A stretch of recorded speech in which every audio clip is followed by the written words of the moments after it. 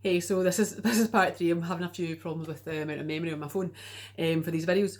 So the main takeaways from the sound production videos today: playing in different parts of the string. Remember, quiet, medium, and loud gives you different dynamics. We've just discussed all of that.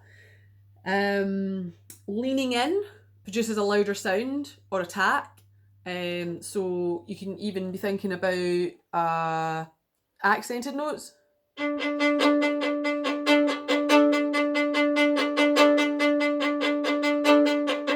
to get down into the string to produce that much more accented note in that rhythm. And also, obviously, you've got the attack at the beginning of a note.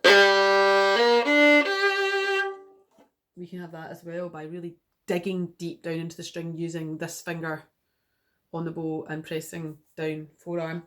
And then we talked about raising your elbow keeps your bow straight, but raising your elbow, really important thing. If you raise your elbow and you even out your up bows and your down bows, it means you'll stop getting stuck at the tip. That really weedy sound, you're just not going to be able to make a big entrance here. Yuck, it's just sounds weedy and pathetic. Whereas if you're down where the heavy part of the bow is and your hand is, you're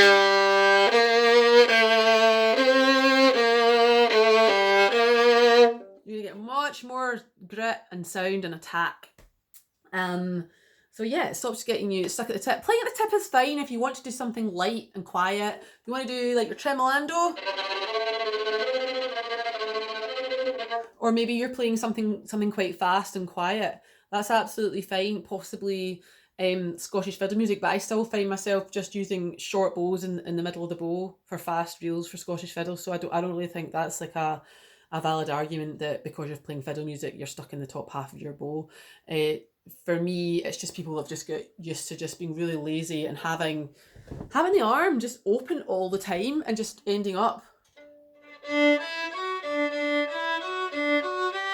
It's not a sound I particularly want to hear. So yeah, these things need to kind of be straightened out. The bows need to be straightened out, and we need to stop, not playing to our potential. If you just use these little tips that I've given you today, you will find you create a much bigger, louder, more solid sound. So that's the takeaway there. I'm just going to finish really briefly today on vibrato. Now, a few of you started doing vibrato. We started out with the pencil. Just going to take that lid off that pen. And just rolling. Main thing is here is that the skin of the thumb, you're in the squishy part of the thumb, rolling back and forward. And then I think we thought about holding a ball, and then you're eventually going to start with a second finger. You're going to bring that finger down and you're polishing your string or your pencil, and eventually that is just going to become more that kind of action where we're rolling the skin of the thumb and whichever finger you're on, and so slow motion, it's really that rolling sound. So I take that onto the violin now. So start with that roll. Go up to third position. And bringing my finger in, and we're still seeing that. See, we're using an arm vibrato. So my wrist, at no point is my wrist doing that. That is not going to make a good sound. So this is all working together. But I'm rolling that thumb, so.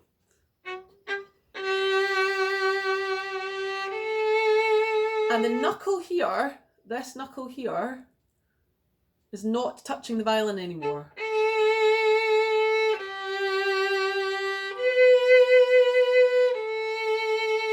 Now, when I've talked to a few people about this, when you're learning your F major scale, you need to play a low first finger. There's an open E, and we're going to do a low first finger. Now that's really where it all starts, the gap. We've got to have that first finger. We're not going to have the knuckle stuck on there, because it's not good posture. We're going to have the knuckle away from the neck. And I can do a nice vibrato there. Now when you're doing position shifting as well, you don't want that knuckle, you don't want to be sliding up and down like that with the knuckle touching the violin. We want to open and have a sort of back to front C shape. So for B flats as well. And no knuckle, and it's the same for vibrato.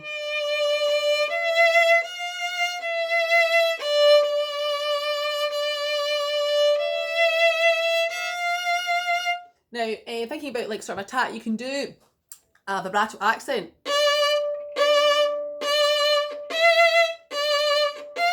Or doing a very, very fast vibrato. Those of you who are quite established with your vibrato, maybe try speeding it up now.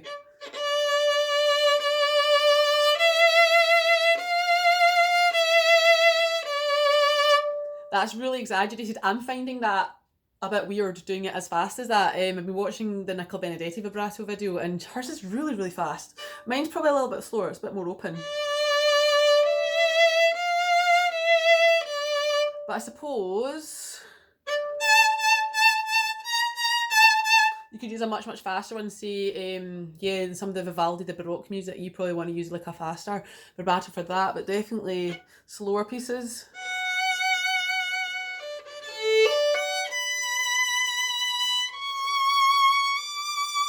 Yeah, you definitely want to have a much, much more open, slower vibrato for that. So vibrato will definitely make your playing sound much more mature and possibly professional sounding, if we can get that vibrato going. So if you have started vibrato, don't give up.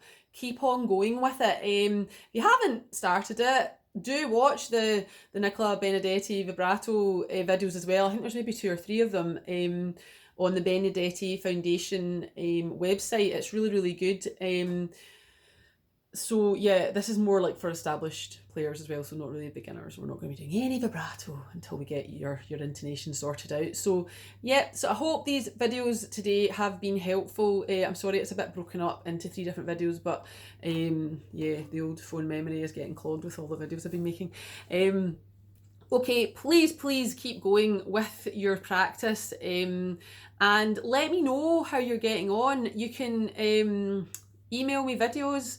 You can drop me a little message. It doesn't have to be in the stream on Google Classroom. You can actually just like send me an email and let me know how you're all getting on with your practice. Again, don't worry though if you feel like it's not the kind of same progress, because obviously we're living in quite a difficult situation right now. So just keep plugging away. If you need any material again, if there's something you want to do, or any music, I've got reams and reams of music at home.